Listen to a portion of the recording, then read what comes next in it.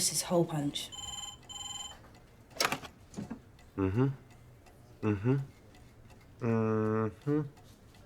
Apparently you've also lost his stapler as well.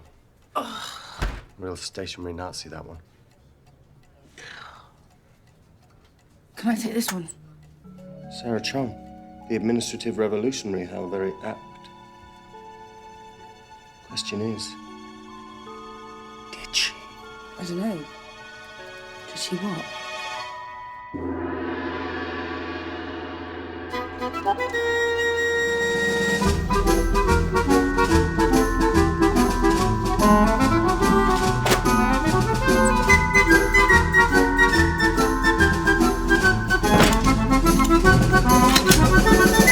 Wait, hang on. So she used to work here?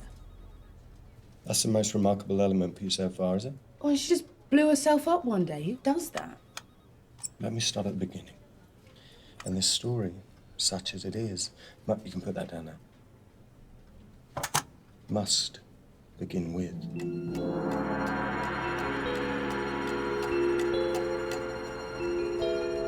It wasn't the greatest of starts, admittedly.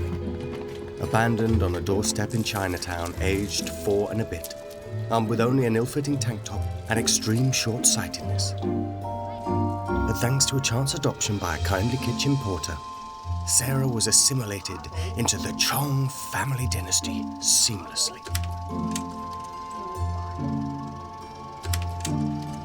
A frustrated revolutionary, Papa Wei had particular ideas about parenting, respect, traditions, and discipline.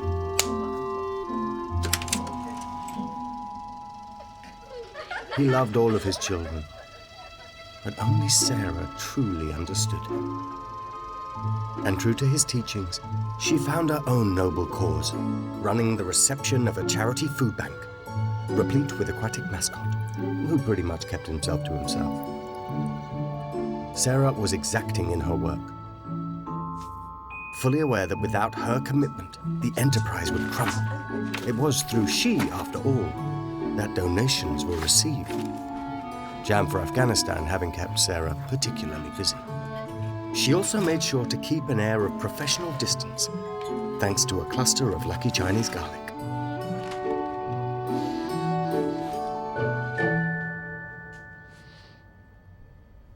It may not have been the greatest of starts, but Sarah had found her calling. What more could she need? But time is change, and change is loss. And it was a good time, Wei said, to venture on himself. Plus the skin cancer was pretty unequivocal.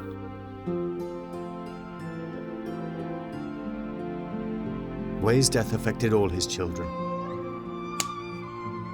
but none more than Sarah, who couldn't face abandonment a second time. So she was relieved to discover that Wei had made plans for her to join him, also via melanoma of the posterior. So she was dying of inherited mole? A great honor. And anything but a procrastinator.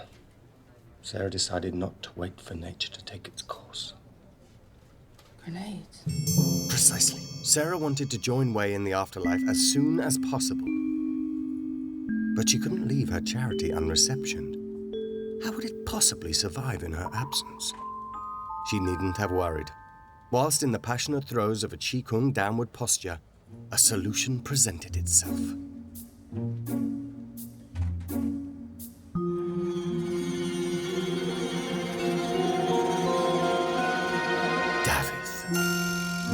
And with his blatant sexual prowess and commanding jawline, one considered he might be able to fill her shoes. But boy, was this lad a raw egg.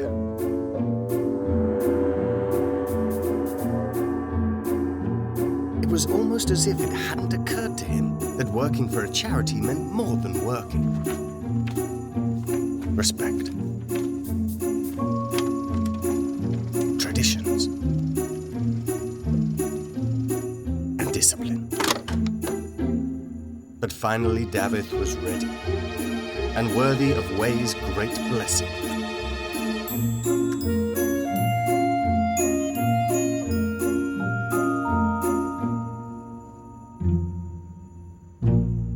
So it was time for Sarah to join Way and to consider suicide options that were cheap and yet befitting of the occasion.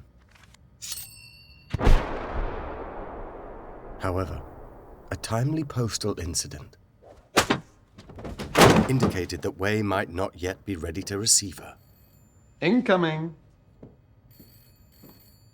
It's easy to miss all the shitty things that people do to you, but to someone you care about, well, distracted by Davith's training, Sarah had not considered who she'd be leaving him with, her apparently honorable colleagues.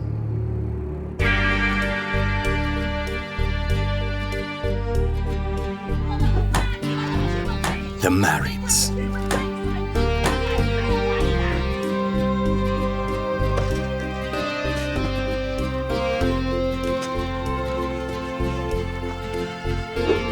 Not gay Stephen.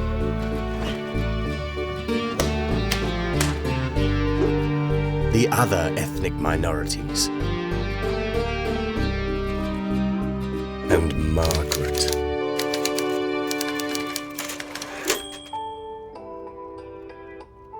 Nice rack, Maggie. I think Sarah's missing her dad. We should do a Burns night for her. You know, Scots. She's Chinese, Margaret. No, she's not. They wear, hats. A Davith with honor in a workplace possessing none. Not an acceptable state of affairs.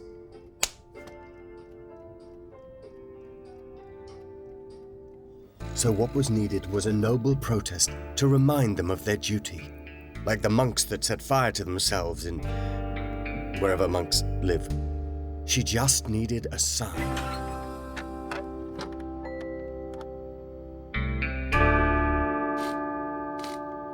True, it was a painful sacrifice, but she found a willing martyr. Sandra, the boys would like to see you. Where's the fish? It's Sarah. What? Seriously, where's the fish?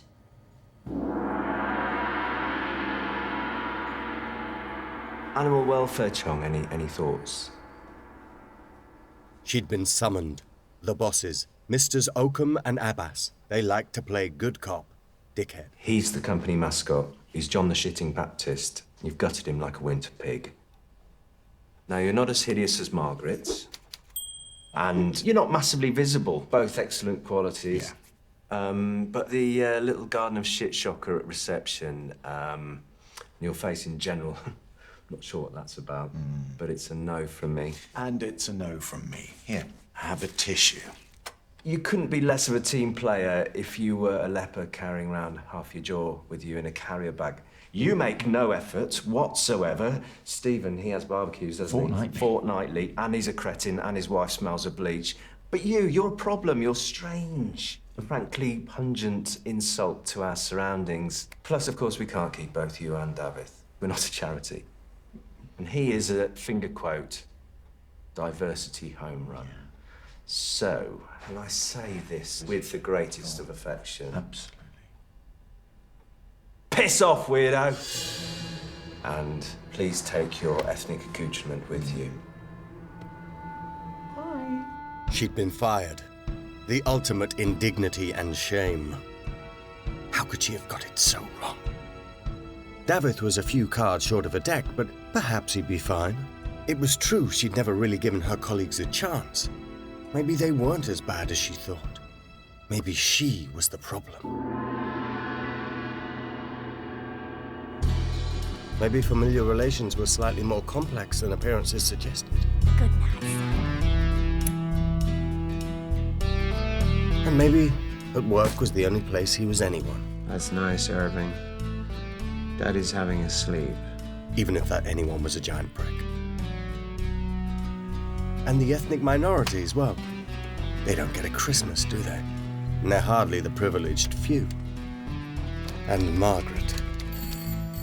Well, the cats made it very tempting, though. What? And that's it? Well, maybe you need to learn to accept people's flaws.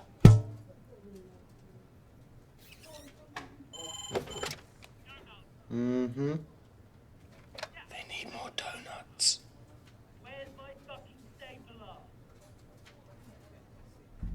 What about the grenades? The mole? The garden of shit shocker? What about the fish? Yes. The martyred fish.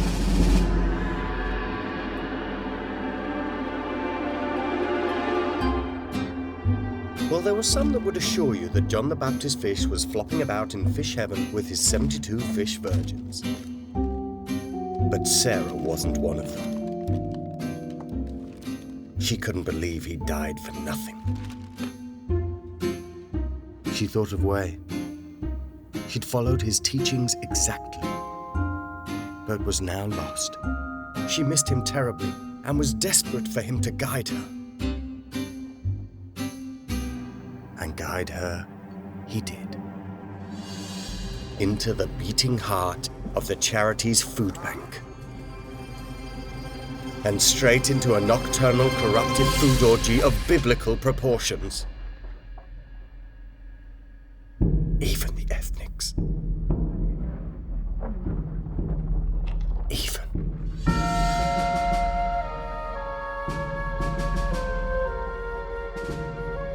All honor was lost. There was nothing for it but to wipe the slate clean.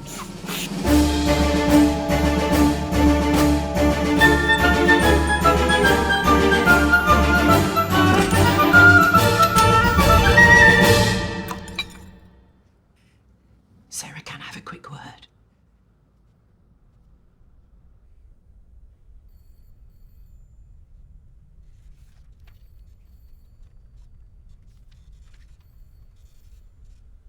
So was the plan to shoot everyone in the office and then yourself, or just yourself? The former. And you don't think grenades were a bit dramatic? Why don't you tell me how we got here? So Sarah told her everything.